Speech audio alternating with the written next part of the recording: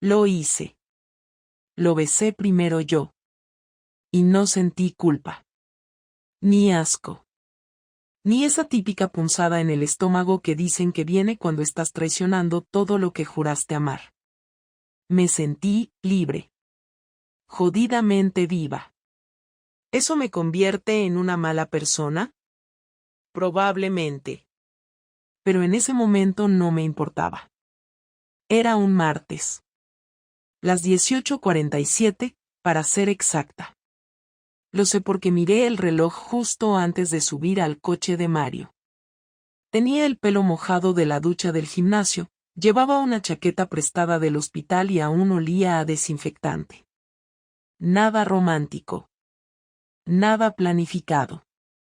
Solo dos personas que se habían mirado demasiado tiempo, durante demasiadas semanas, sin decir nada. No fue premeditado.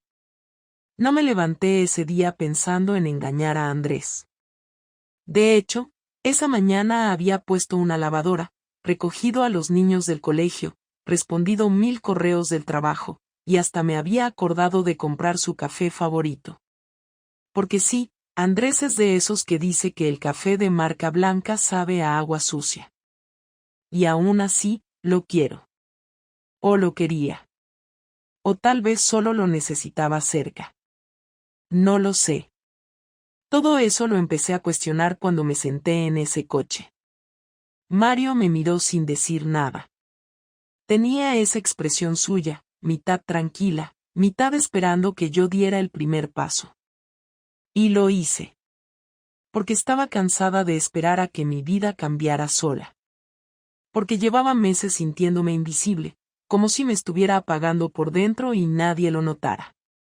Porque me daba miedo que, si no hacía algo ya, iba a terminar muriéndome como mi madre, con una bata puesta, los rulos puestos y la mirada perdida en la televisión mientras mi padre roncaba en el sofá. Así que sí. Me incliné, lo besé y me dejé llevar. No fue como en las películas. No hubo música ni planos bonitos. Hubo torpeza, manos temblorosas y respiraciones contenidas. Pero fue real. Y después, el silencio. Uno de esos silencios pesados, cargados de preguntas que ninguno se atrevía a hacer. No nos dijimos esto no debería estar pasando. No hubo ¿y ahora qué? Solo me bajé del coche, cerré la puerta y caminé a casa.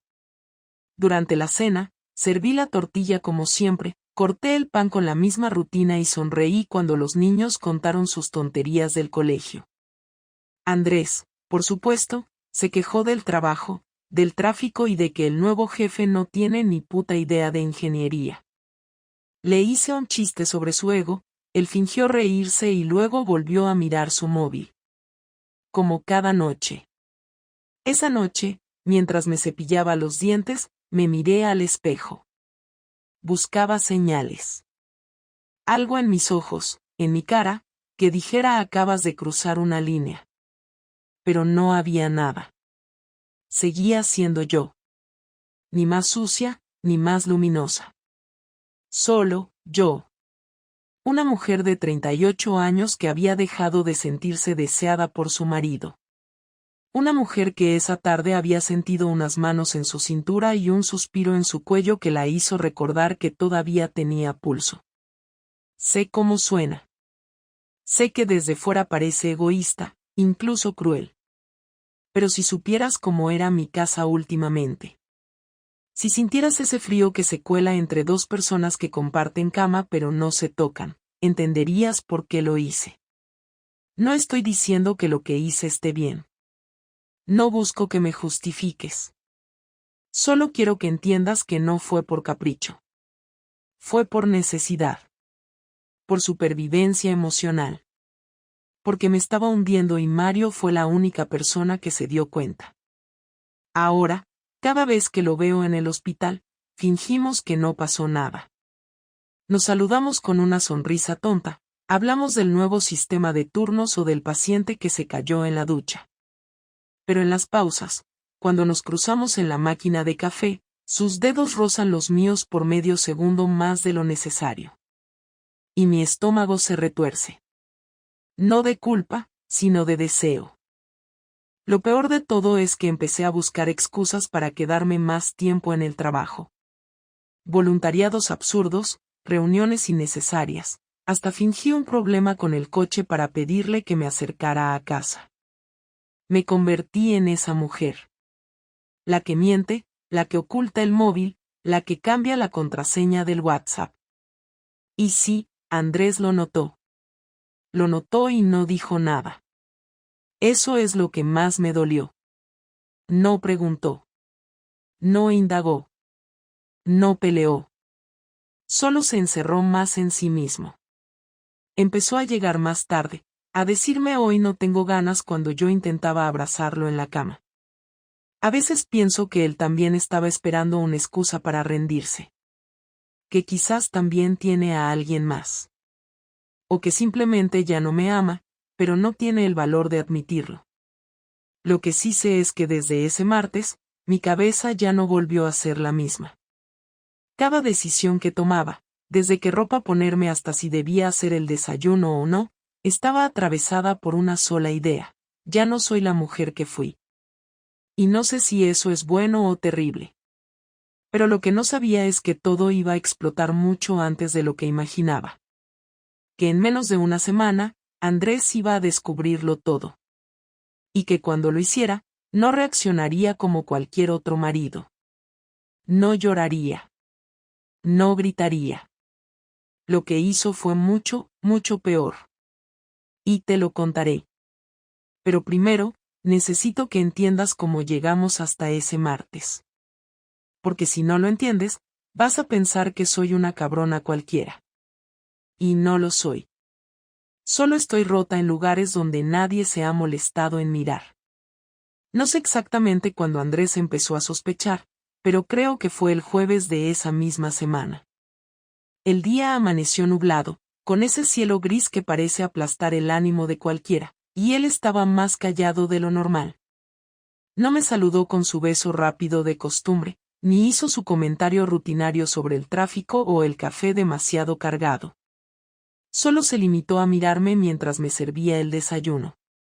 Una mirada larga, como si estuviera intentando descifrar algo en mi cara. Me tembló el pulso, pero disimulé recogiendo los platos de los niños. Él no dijo nada, pero ese silencio tenía un peso distinto. Más tarde, cuando lo vi salir con el maletín, noté que dejó su móvil en la mesa del recibidor. Andrés nunca olvida el móvil. Jamás. Pasé la mañana intentando convencerme de que no había notado nada. Pero algo dentro de mí sabía que la calma aparente era falsa. A media tarde, mientras atendía en el centro de salud, recibí un mensaje suyo: ¿a qué hora llegas hoy? Nada raro en apariencia, pero había algo en el tono seco del texto que me dejó helada. Le respondí que saldría a las 8, aunque en realidad mi turno acababa a las 6. Y ahí fue cuando cometí otro error: quedé con Mario después del trabajo. No fue para vernos a solas, o eso me repetí. Había una cena del equipo y él iba a estar allí. Supongo que parte de mí necesitaba comprobar si todavía quería hacerlo, si después de esos días de culpa y ansiedad seguía sintiendo esa chispa. La respuesta llegó apenas entré al restaurante. Mario estaba al fondo, con una camisa azul que no le había visto antes, hablando con dos compañeras. Cuando me vio, levantó una ceja y sonrió, como si nada hubiera pasado entre nosotros. Ese gesto sencillo me desarmó. Durante la cena intenté actuar con normalidad, pero notaba su mirada en mí, una presión constante, casi física. En un momento, cuando fui al baño, él me siguió. Me tomó de la mano, rápido, sin palabras. Lo miré y le susurré que no podía seguir así, que me estaba jugando demasiado. Él bajó la voz y me dijo algo que se me quedó grabado: no te engañes, Carmen. Lo que te está matando no es lo que hacemos, es lo que no tienes en casa. Me quedé quieta, sin saber si quería golpearlo o besarlo otra vez. Cuando salimos, Todos fingieron que no habían notado nuestra ausencia. Volví a casa cerca de las 9. Andrés estaba en el sofá, sin la televisión encendida, con una copa de vino en la mano. Me pareció extraño, porque él nunca bebía solo. Dejó la copa en la mesa y me miró de una forma que no supe interpretar. No había enojo visible, ni tristeza. Solo una calma tensa que me puso nerviosa. Me preguntó cómo había ido la cena. Le dije que bien, que habíamos celebrado el cumpleaños de una compañera. Él asintió, se levantó despacio y se acercó. Me dijo con voz tranquila que le parecía curioso que yo oliera a colonia de hombre. Me quedé helada. No supe qué decir. Pensé en 1000 excusas, pero ninguna tenía sentido. El silencio se volvió insoportable hasta que me obligué a hablar. No es lo que piensas, le dije, sin mirar directamente a sus ojos. ¿Y qué pienso, Carmen? Respondió él, sin levantar la voz. Porque llevo 2 días intentando entender por qué tu historia cambia cada vez que la repites. Intenté mantenerme firme.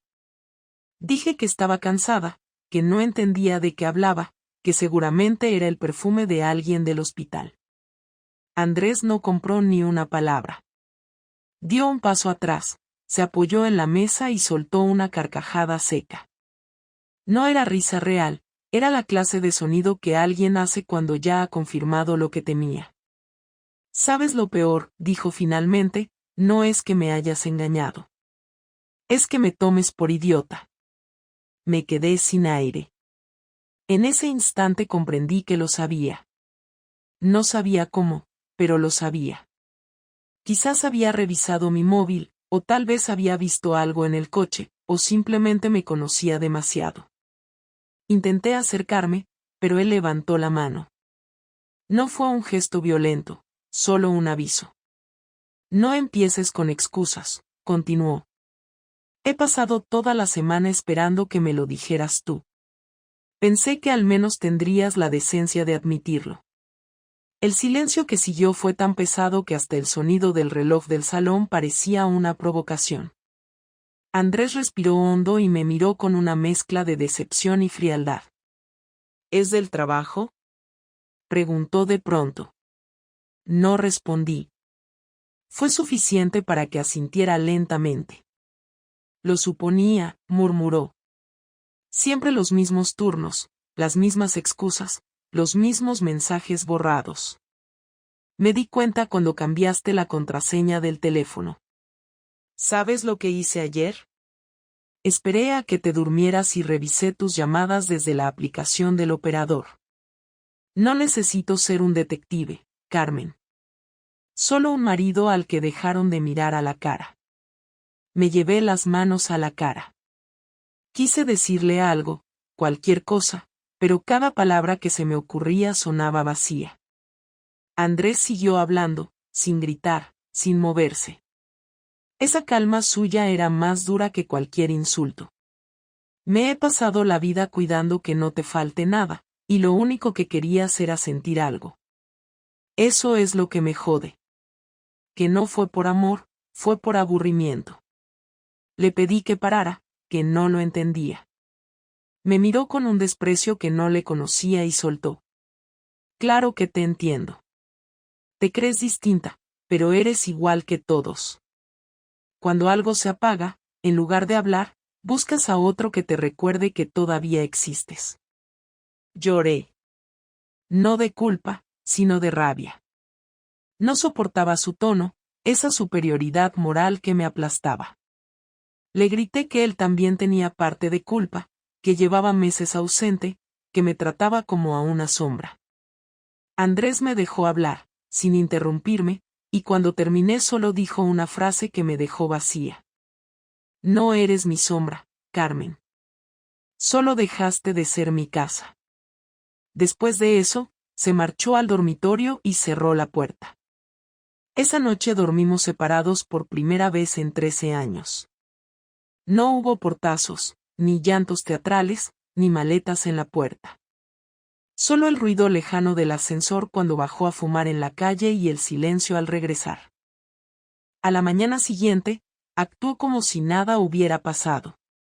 Preparó el desayuno, llevó a los niños al colegio y se fue al trabajo. Pero su voz era otra, sin emoción, sin peso. Al llegar al hospital, vi a Mario esperándome junto a la entrada. Me dijo que me veía pálida, que si todo iba bien. No supe qué contestarle.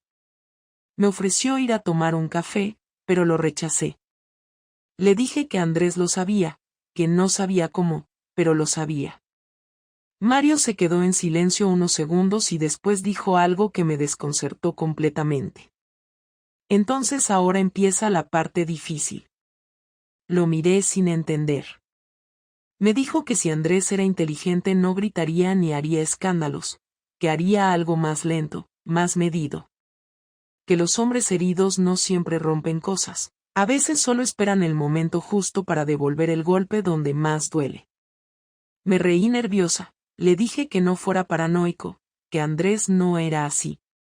Pero cuando llegué a casa esa tarde y vi que faltaban algunos documentos del cajón del salón, comprendí que tenía razón. Andrés había empezado su propio plan. No hizo ninguna escena frente a los niños, ni me prohibió salir, ni mencionó el tema. Sin embargo, cambió sus horarios, revisó las cuentas del banco, pidió vacaciones sin decirme nada. Dejó de hablarme más allá de lo necesario. Me trataba con una cortesía distante, como si yo fuera una invitada indeseada en mi propia casa. Cada gesto suyo estaba calculado, cada palabra medida. Lo peor era que ya no sabía si quería que me perdonara o que me odiara abiertamente. La indiferencia era peor que el desprecio. Esa misma noche, cuando lo escuché moverse por el pasillo, tuve una certeza que me heló la sangre. Andrés no solo lo sabía, estaba preparando algo. No sabía qué, pero lo notaba en su manera de observarlo todo, de revisar papeles, de cambiar sus contraseñas. No era rabia, era frialdad. Y esa frialdad, en él, siempre había sido el preludio de decisiones que no daban marcha atrás. Yo había cometido un error, sí, pero él estaba a punto de convertirlo en algo mucho más grande. Y aunque todavía no podía imaginarlo, pronto descubriría que la venganza de un hombre tranquilo es lo más peligroso que existe. No hubo aviso previo ni una conversación planeada, simplemente ocurrió. Andrés me esperó en casa un domingo por la tarde, cuando los niños estaban en casa de mis padres y el silencio era demasiado nítido como para no sentir que algo estaba a punto de estallar. Lo encontré sentado en el salón, con el ordenador encendido y una carpeta sobre la mesa. No levantó la vista cuando entré, pero noté el brillo del reflejo en la pantalla. Eran capturas de mis mensajes, los que había intercambiado con Mario durante las últimas semanas. No sé cómo los consiguió, pero ahí estaban, abiertos delante de él, con las palabras que yo había escrito y que ahora parecían ajenas. Me quedé de pie en el umbral, sin saber si avanzar o salir corriendo. Andrés cerró el portátil despacio, como si no tuviera prisa, y me miró con una serenidad que no encajaba con la gravedad del momento. Me dijo que me sentara. Lo hizo con voz neutra, sin gritar, sin dramatismo. Obedecí porque no sabía qué otra cosa hacer. Me senté frente a él, y durante unos segundos ninguno habló. Podía escuchar el tic-tac del reloj de pared y el murmullo del tráfico lejano. Andrés respiró hondo y dijo que ya no necesitaba que le explicara nada, que había tenido suficiente tiempo para entenderlo por sí mismo. Me preguntó cuánto tiempo llevaba, y le dije la verdad, apenas unas semanas. No me creyó. Sonrió sin alegría y me dijo que no lo subestimara, que si algo había aprendido en su trabajo era a reconocer las grietas mucho antes de que se vieran. Dijo que mi cuerpo hablaba distinto desde hacía meses, que mi forma de entrar a casa, de poner la mesa, incluso de dormir, tenía otro ritmo. Me quedé muda. Intenté defenderme, dije que había sido un error, que estaba confundida, que lo amaba aunque no supiera demostrarlo. Andrés me interrumpió con una calma que dolía más que cualquier insulto. Me dijo que no usara la palabra amor para justificar lo que había hecho, que eso era una ofensa para los dos. Me preguntó si pensaba seguir viéndolo. Le respondí que no, aunque no estaba segura de si era verdad. Me observó con atención, como si buscara una mínima señal de mentira, y después asintió con una lentitud que me dio miedo.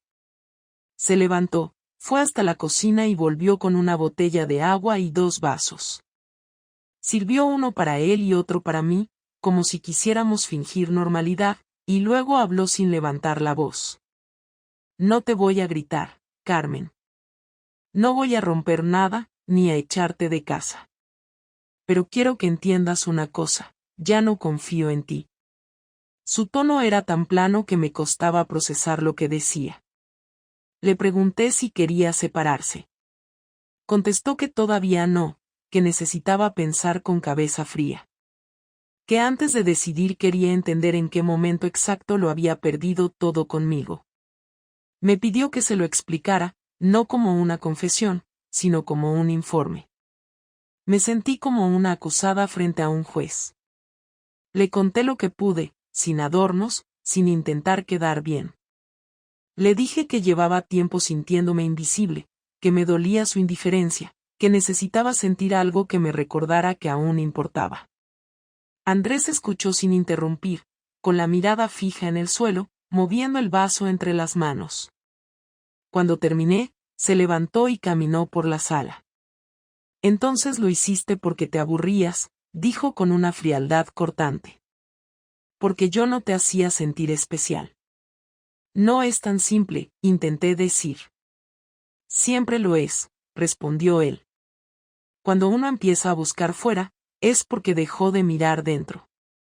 Me acerqué un poco y le pedí que no me tratara como si fuera un experimento, que yo también estaba rota, que había querido hablarlo muchas veces, pero él no escuchaba. Andrés se giró y me miró con un cansancio que no había visto antes. Claro que te escuchaba, Carmen. Lo que pasa es que tú solo querías una versión nueva de mí, una más complaciente, una que te sirviera para sentirte viva otra vez. Yo no soy ese hombre. Me quedé sin respuestas. Me temblaban las manos y sentí un vacío en el pecho. Le dije que quería arreglarlo, que podíamos ir a terapia, que lo que había pasado no tenía por qué destruirnos. Andrés se acercó lentamente, se inclinó hacia mí y habló en voz baja. No me interesa arreglar algo que tú misma rompiste con tanta precisión. Ese tono, ese control absoluto, me aterraba más que si hubiera gritado.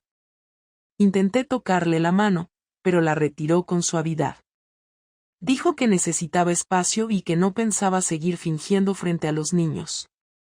Que no quería que crecieran en una casa donde la mentira fuera el idioma principal. Me preguntó si pensaba contárselo yo o prefería que lo hiciera él. Le supliqué que no lo hiciera, que no podían saberlo, que eran pequeños. Andrés negó con la cabeza. Tienen derecho a saber por qué su madre y yo ya no dormimos juntos. Le pedí tiempo, prometí terminar con Mario de inmediato. Andrés sonrió sin emoción y dijo que no hacía falta, que él ya se encargaría de cerrar ese asunto. No entendí lo que quiso decir hasta varios días después. Esa noche dormí en el sofá. Lo escuché moverse por la habitación, guardar cosas en cajones, hacer llamadas en voz baja. El sonido de la puerta del balcón al cerrarse me hizo pensar que salía a fumar, pero nunca lo había escuchado hacerlo antes. El lunes amanecí con los ojos hinchados y la sensación de que todo se había roto de una forma irreversible. Andrés se comportó con normalidad delante de los niños, pero cada palabra suya tenía un tono mecánico. En el trabajo intenté concentrarme, pero no podía. Llamé a Mario y le conté lo que había pasado. Le pedí que no se acercara más a mí, que era mejor dejarlo. Él me dijo que lo entendía, pero su voz tenía algo raro, como si ya supiera que no podía escaparme de las consecuencias. Me preguntó si Andrés había dicho algo sobre él.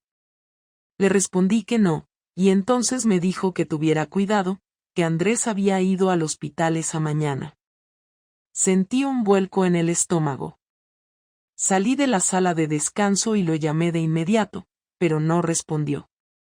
Mandé un mensaje preguntando dónde estaba y al cabo de unos minutos contestó, tranquila. Ya hablé con él. Se me cayó el teléfono de las manos.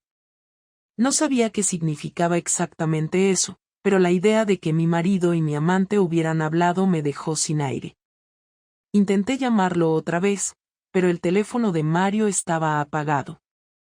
Esa noche Andrés volvió a casa tarde, con la misma calma inquietante de los días anteriores. Me preguntó si había tenido un buen día, si los niños habían cenado bien, si necesitaba que sacara la basura. Nada en su voz delataba tensión. Cuando los niños se acostaron, me dijo que teníamos que hablar. Nos sentamos en la cocina. Encendió la luz tenue del extractor y se quedó de pie frente a mí. Fui a verte al trabajo, dijo sin rodeos. Quería conocerlo. Me tapé la boca con la mano. Andrés continuó, con el mismo tono controlado. No le dije nada fuera de lugar. Solo le expliqué que sabía todo. Que no tenía sentido que siguiera buscándote. Fue una conversación breve. Le pregunté si lo había amenazado. Respondió que no hacía falta, que con su mirada bastaba. Dijo que Mario se comportó como un cobarde, que ni siquiera lo negó, que solo pidió que no lo denunciara en el trabajo. Luego se giró hacia el fregadero, abrió el grifo y se lavó las manos con lentitud. Ya no volverá a molestarte, añadió, dándome la espalda. Me levanté de golpe y le grité que no tenía derecho a meterse así, que lo que había pasado era entre nosotros, que no podía humillarme de esa manera. Andrés me miró por encima del hombro y me soltó una frase que me atravesó como una cuchilla. Tú elegiste exponerme, Carmen. Ahora estamos en el mismo nivel. Nos quedamos mirándonos durante varios segundos. Su rostro no tenía odio, tenía determinación. Intenté acercarme, pero él retrocedió.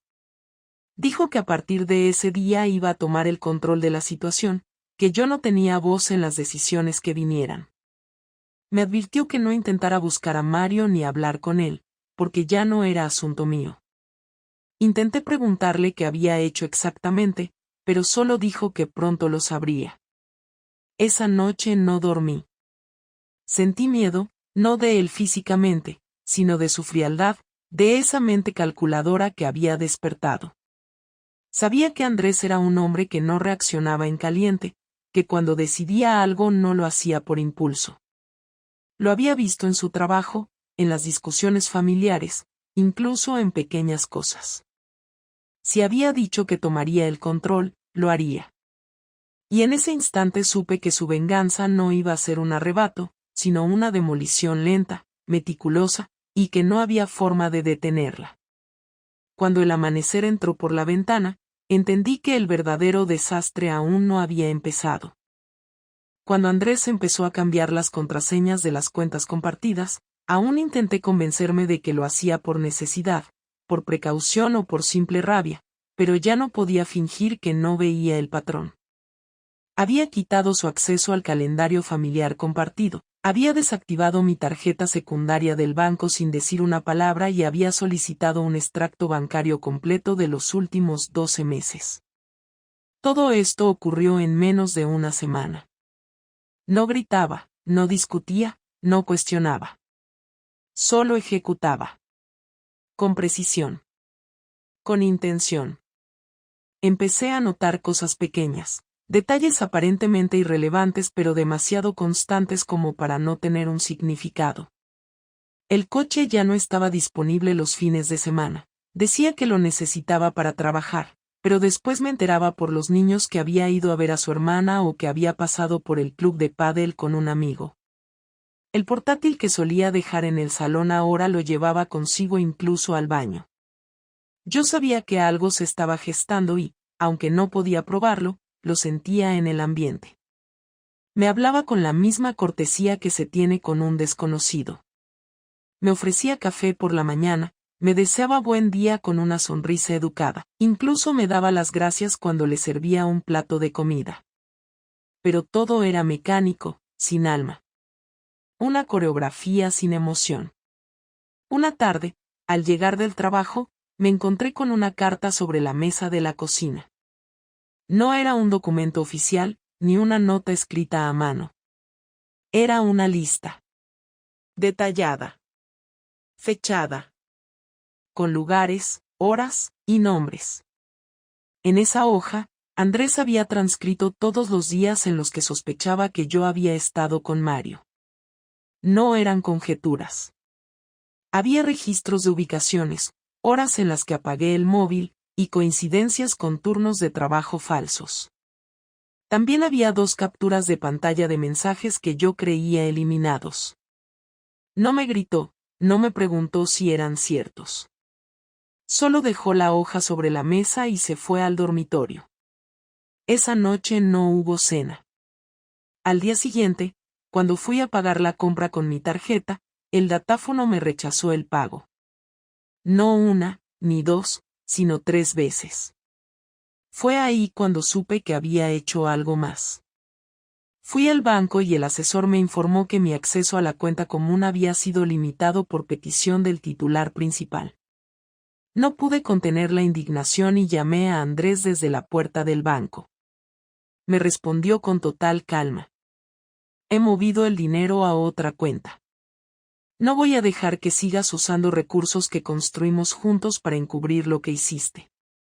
No te falta comida, ni casa, ni coche. ¿Estás bien?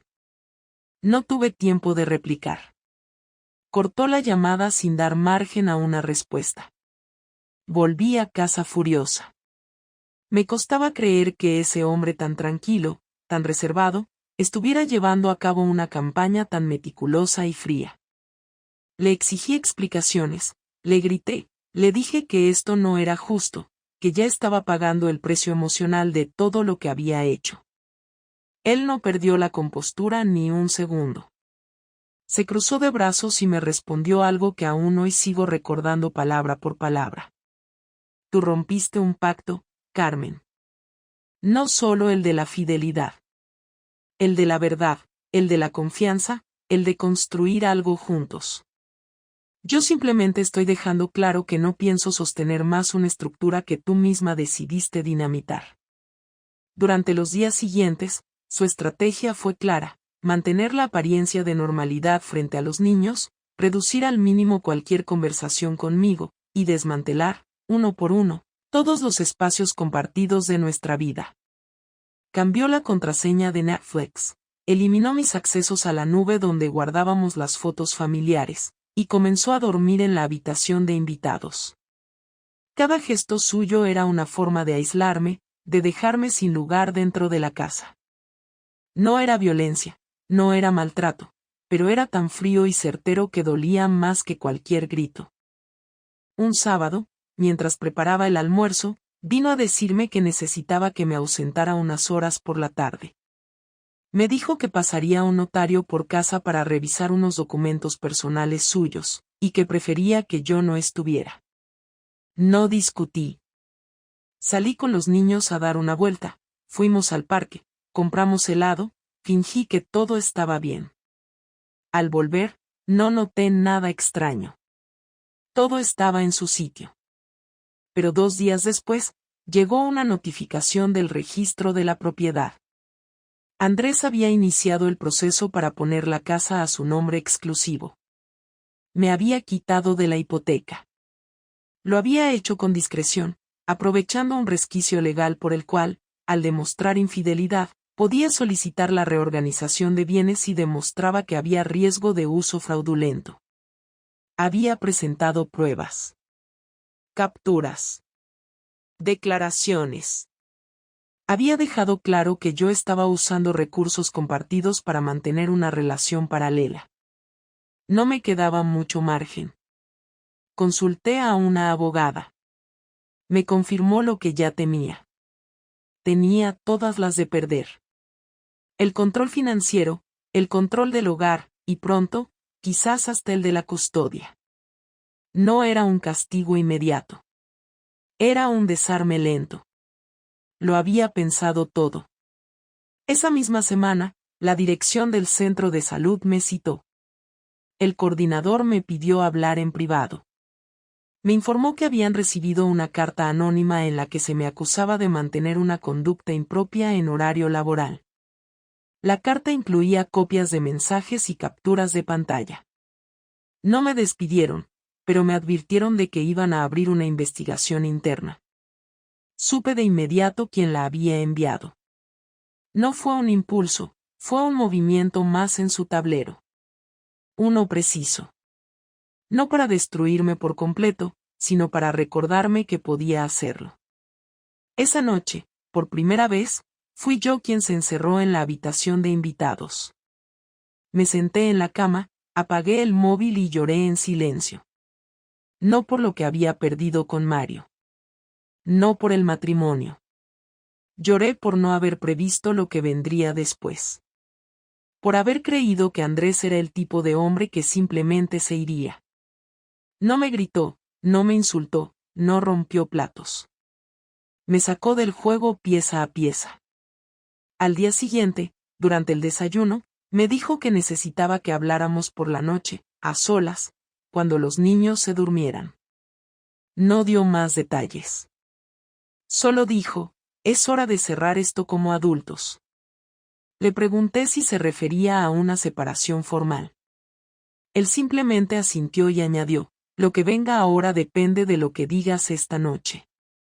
Luego se levantó, cogió su maletín y se fue al trabajo sin mirar atrás.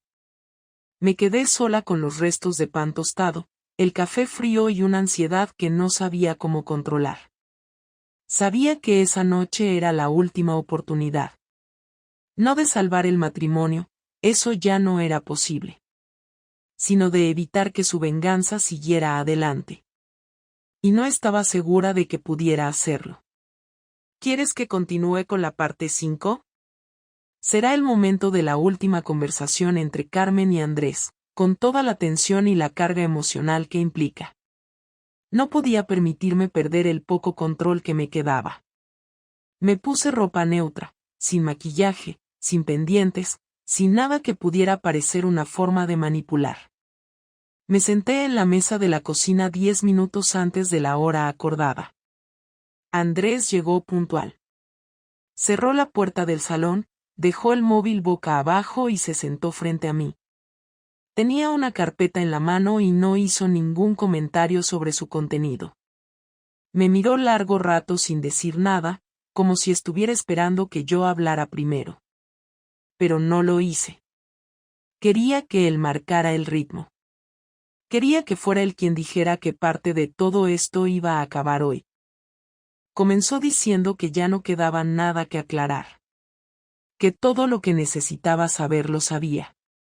Que no tenía más preguntas, porque ya no esperaba respuestas. Me dijo que esta conversación no era para buscar culpables, que no era para entender por qué había pasado lo que pasó, que él había pasado esa etapa. Lo que quería, me explicó, era cerrar el capítulo con claridad, sin ambigüedades, sin silencios pendientes. Me preguntó si tenía intención de luchar por este matrimonio o si estaba dispuesta a asumir que se había terminado. No supe qué responder de inmediato. Le pedí un momento para pensar. Me lo dio. Se recostó en la silla, cruzó los brazos y no desvió la mirada en ningún momento. Le dije que no quería perder a mi familia, que no quería perder la estructura que habíamos construido, que no quería que los niños vivieran una separación traumática. Él me escuchó sin moverse, sin interrumpirme. Luego respondió que eso no era una respuesta. Que eso era miedo. Que querer evitar el dolor no era lo mismo que querer arreglar lo que se había roto. Le dije que aún lo amaba. Él bajó la mirada por primera vez en toda la conversación y soltó un suspiro largo, lento. Me dijo que si eso era cierto, era la clase de amor que no le interesaba.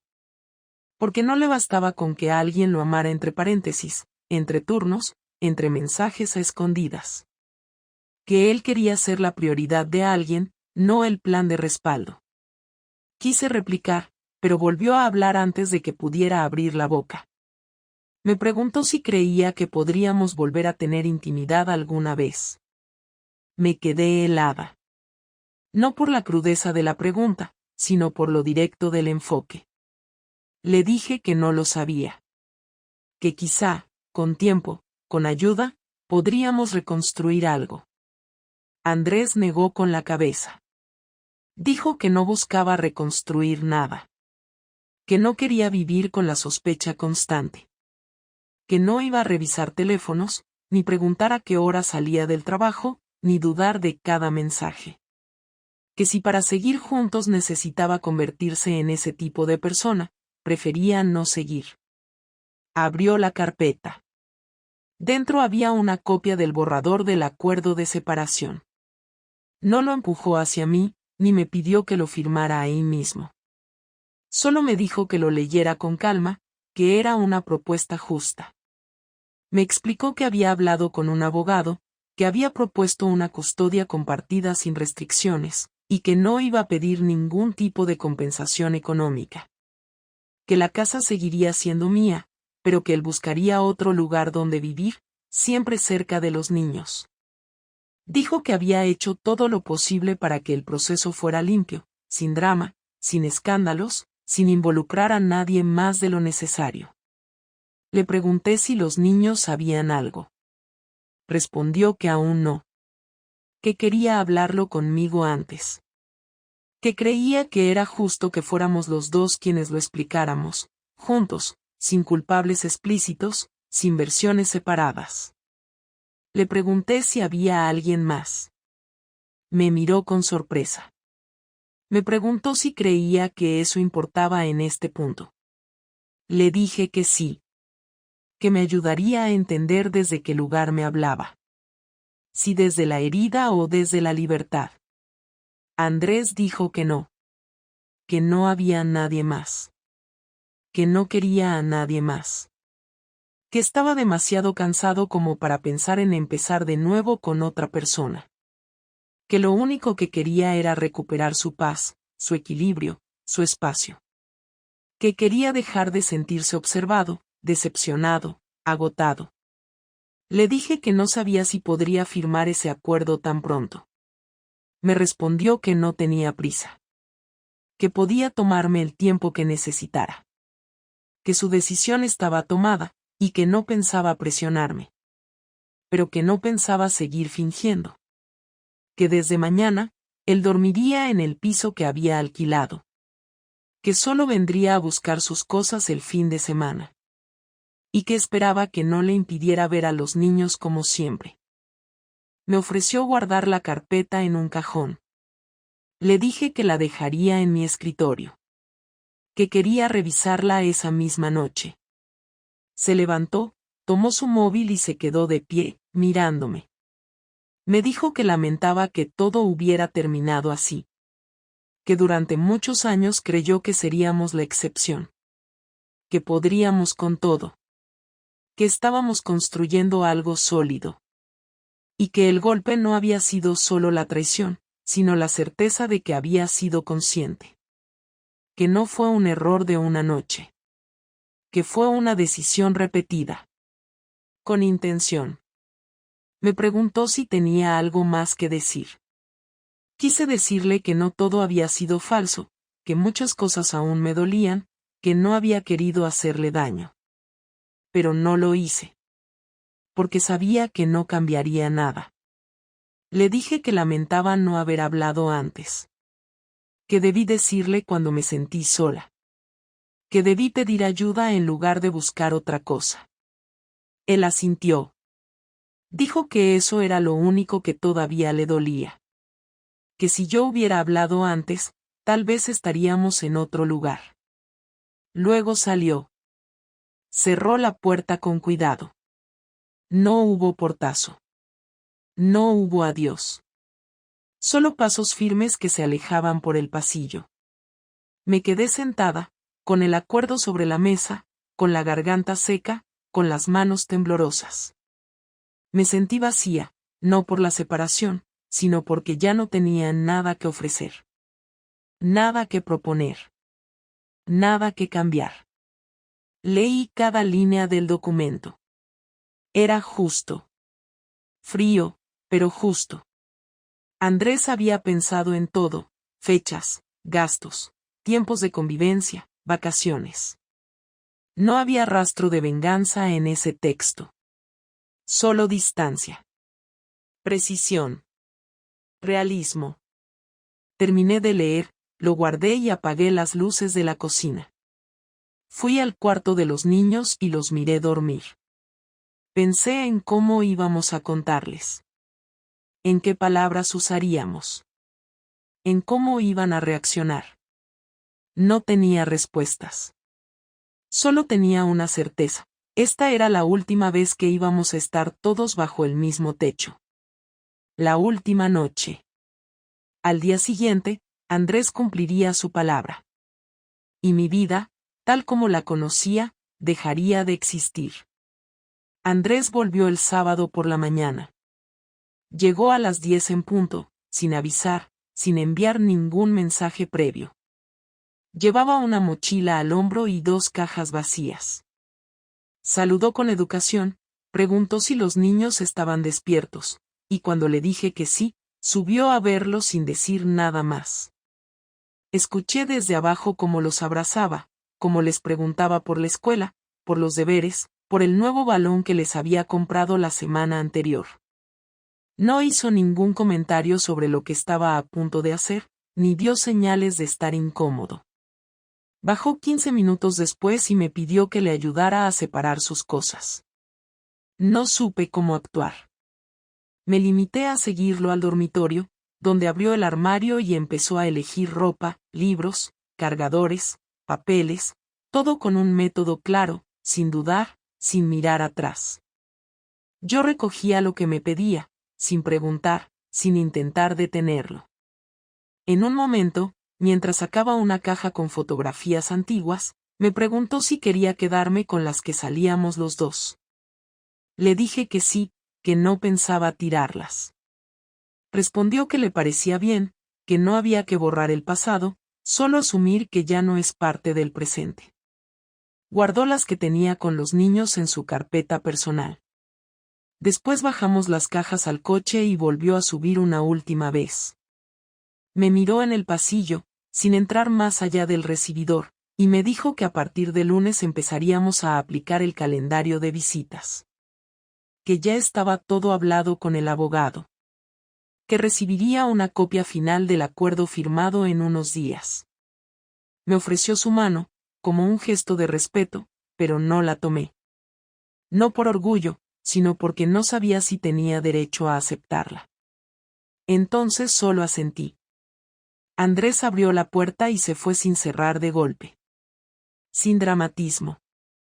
Durante los primeros días, mantuve una rutina estricta. Me levantaba temprano, preparaba el desayuno, llevaba a los niños al colegio, cumplía con mis turnos en el centro de salud, y al regresar, evitaba cualquier espacio vacío. Encendía la televisión aunque no quisiera verla, ponía música aunque me irritara el ruido, organizaba cajones solo por mantener las manos ocupadas. Hablaba con mis padres con tono firme, como si nada pasara, como si todo estuviera bajo control. No conté nada a nadie. No por vergüenza, sino porque no quería tener que explicar cada detalle. Lo que más me costaba era no tener a quien preguntarle cosas simples. Cosas como qué cenar, a qué hora salía tal película, si recordaba dónde habíamos guardado el taladro. La ausencia de esos diálogos cotidianos era más dura que la soledad misma. Los niños tardaron poco en hacer preguntas. La más directa fue Clara, la pequeña. Una noche, mientras le lavaba el pelo, me miró con el ceño fruncido y preguntó por qué papá ya no dormía en casa. No supe cómo contestarle. Le dije que mamá y papá habían decidido vivir en casas diferentes, pero que eso no cambiaba cuanto los querían. Ella no pareció convencida, pero no insistió. Martín, el mayor, fue más callado. Observaba todo, como hace Andrés. No preguntaba, pero su silencio era evidente. Un día, después de cenar, me dejó una nota en la mesa. Decía, si vais a separaros, ¿por qué no lo dijiste antes? La guardé en el cajón y no supe qué hacer con ella. No podía pedirles que entendieran lo que ni yo misma era capaz de asimilar. Pasaron 2 semanas antes de que volviera a ver a Mario. Fue en el pasillo del hospital. No dijo nada, solo me miró con una mezcla de incomodidad y resignación. Le devolví la mirada sin saludar. Seguimos caminando en direcciones opuestas.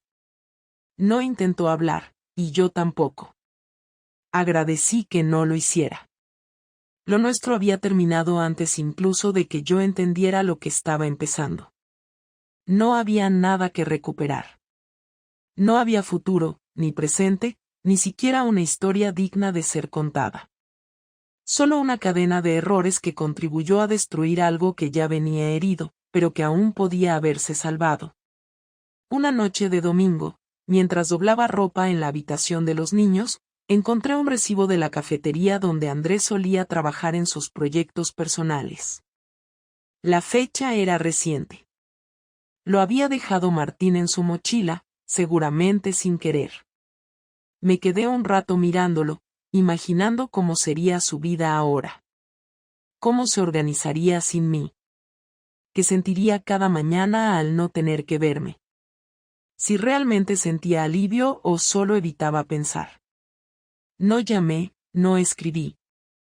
No por orgullo, sino porque sabía que él no respondería nada que yo no pudiera imaginar. El documento final del acuerdo llegó por correo certificado una semana después. Lo firmé sin cambiar una sola cláusula. Lo envié de vuelta al día siguiente. Me llamaron del despacho de abogados para confirmar la recepción y me desearon suerte. Fue la conversación más neutra que tuve en todo el proceso. No lloré, no temblé, no sentí nada concreto. Solo cerré el sobre y lo dejé sobre el mueble del recibidor, como si fuera una factura más. Una tarde, mientras esperaba a los niños en la salida del colegio, Andrés se acercó caminando. Me preguntó si podía hablar conmigo unos minutos. Le dije que sí. Nos apartamos un poco y me preguntó cómo estaba. Respondí que bien. Me preguntó si los niños habían tenido algún problema. Dije que no.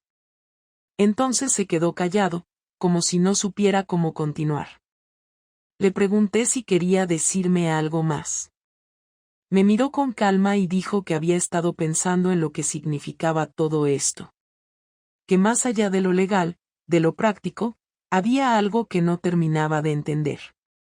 Me preguntó por qué no le hablé antes. ¿Por qué lo dejé fuera de mi conflicto interno? ¿Por qué busqué a otra persona en vez de decirle que me sentía sola? Le respondí con la verdad. Le dije que lo intenté, pero que nunca supe si él escuchaba. Que hablaba, pero no sentía que mis palabras llegaran. Que en algún momento me rendí, y que eso fue lo que me condenó. No justifiqué nada. Solo compartí lo que sentía. Andrés asintió. Dijo que él también había fallado. Que había dejado de ver cosas que estaban delante de sus ojos. Que había dado por hecho que todo estaba bien porque nadie se quejaba. Que entendía el dolor, pero que no podía perdonar la forma. Que el daño era irreparable. Pero que a pesar de todo, no me odiaba. Que no me deseaba mal. Que solo esperaba que aprendiera algo de esto. No me pidió explicaciones ni me ofreció consuelo. Solo me dejó con esas palabras. Y volvió a caminar hacia su coche. Me quedé en la acera, viendo cómo se alejaba. Desde entonces, no hemos vuelto a tener una conversación personal. Todo es a través de los niños, de mensajes logísticos, de horarios. La relación quedó reducida a una coordinación parental. No hay rencor visible, no hay discusiones. Solo hay distancia. Y en esa distancia, Cada uno construye su nueva vida. Hoy, meses después, puedo decir que sigo aprendiendo a estar sola. No con tristeza, sino con realidad. Estoy en un proceso que no tiene nombre, que no sé si terminará en perdón propio o solo en aceptación. No espero que Andrés me perdone. No espero que regrese. Solo quiero no repetir este error. Quiero volver a confiar en mí misma. Quiero que mis hijos crezcan sabiendo que, aunque fallé, sigo siendo su madre. Y que haré todo lo posible para que esta nueva vida tenga sentido. No tengo una conclusión cerrada, ni una frase que resuma todo lo que pasó. Solo sé que esta historia fue real.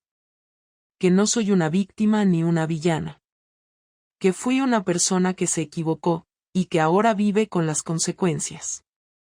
Eso es todo lo que puedo decir. Eso es todo lo que queda.